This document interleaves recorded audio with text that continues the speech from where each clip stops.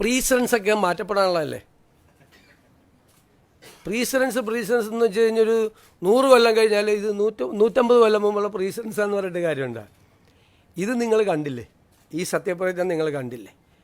ഈ സത്യപ്രതിജ്ഞയിൽ വന്ന അതിഥികൾ ആരൊക്കെയായിരുന്നു?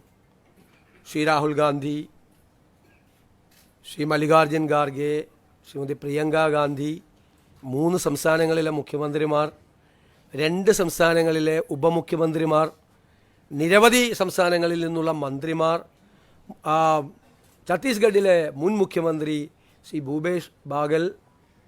ഇതിനു മുമ്പ് ഏതെങ്കിലും സത്യപ്രതിജ്ഞയ്ക്ക്, ഏതെങ്കിലും ഗവൺമെൻറ്റിൻ്റെ ഒരു സത്യപ്രതിജ്ഞയ്ക്ക് ഇത്രയധികം നേതാക്കൾ ഒരുമിച്ച് വന്ന സമയം ഉണ്ടായിട്ടുണ്ടോ? കേരളത്തിലെ പ്രതിപക്ഷ നേതാവ്, പ്രതിപക്ഷ നേതൃനിരയിലെ BJP പ്രസിഡന്റ്, CPI സെക്രട്ടറി, മുസ്ലിം ലീഗിൻ്റെ സമുന്നതനായ നേതാവ് പാണക്കാട് തങ്ങൾ ഉൾപ്പെടെ ഒരു വലിയ നിര അല്ലേ? അവിടുത്തെ ക്രൗഡ് എന്താണ്? നമുക്ക് നിയന്ത്രിക്കാൻ പോലും പറ്റാത്തൊരു ക്രൗഡ് അല്ലേ? അത് നമുക്കറിയായിരുന്നു മുൻകൂട്ടി സംഭവിക്കുമെന്ന്. അപ്പോൾ സുരക്ഷിതത്വവും മറ്റു കാര്യങ്ങളും എല്ലാം പരിഗണിച്ച് അവരുടെ കൂടെ സാന്നിധ്യത്തിൽ ഇല്ലേ, എല്ലാവരുടെയും ആരെയും മാറ്റി നിർത്തിയിട്ടില്ല. അവിടെ കുറച്ച് പേരെ കൊണ്ടുപോയി താഴെ ഇരുത്തുകയും കുറച്ച് പേരെ കൊണ്ടുവന്ന് സ്റ്റേജിലിരുത്തുകയും അല്ല ചെയ്തത്. ശ്രദ്ധിച്ച പ്രധാനപ്പെട്ട ഡിഗ്നിറ്ററീസിനെല്ലാം നേരിട്ട് തന്നെ ഞാൻ വിളിച്ചത്.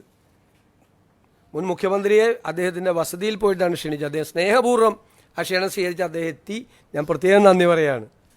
ബാക്കി ഞാൻ BJP പ്രസിഡന്റിനെല്ലാം ഫോണിൽ MLA ആയിട്ട് ജയിച്ചു വന്ന ആളാണ്. BJPയുടെ സംസ്ഥാന പ്രസിഡന്റാണ് ശ്രീ ബിനോയ് വിശ്വ ഉൾപ്പെടെയല്ല. എനിക്ക് പറ്റാവുന്നത്ര സമയപരിധി ഉണ്ട്, അറിയാമല്ലോ.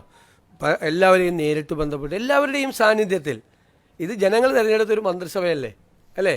അത് സത്യപ്രതിജ്ഞ ചെയ്യുമ്പോൾ എല്ലാവരുടെയും സാന്നിധ്യത്തിൽ ചെയ്യണം. അത് കേരളം പുതിയ ചില സന്ദേശങ്ങൾ ഞാൻ പറഞ്ഞല്ലോ, നമ്മൾ വരുമ്പോൾ ചില സന്ദേശങ്ങൾ കൊടുക്കുമെന്ന് പറഞ്ഞു.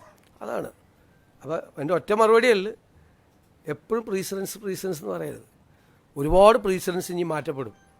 ഇതൊരു വേറൊരു ജനകീയമായ സത്യപ്രതിജ്ഞ ചടങ്ങാണ്. ഞാനല്ലാതെ പറയേണ്ടത്, നിങ്ങളാണത് വിലയിരുത്തി വാർത്ത കൊടുക്കേണ്ടത്. എങ്ങനെയായിരുന്നു സത്യപ്രതിജ്ഞ?